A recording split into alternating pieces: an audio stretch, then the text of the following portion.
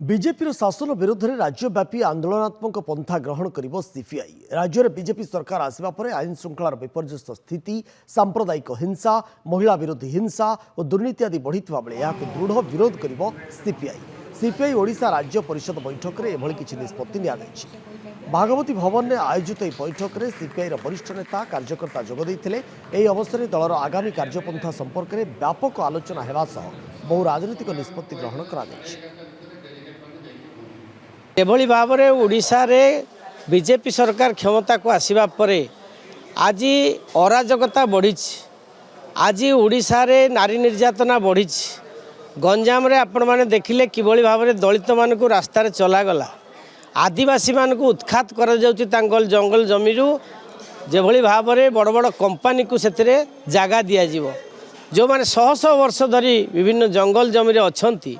तांको पट्टा देवा परिवर्ते जंगल जमी अधिकार आईन अनुसार ये सरकार तांको उत्खात करुछि।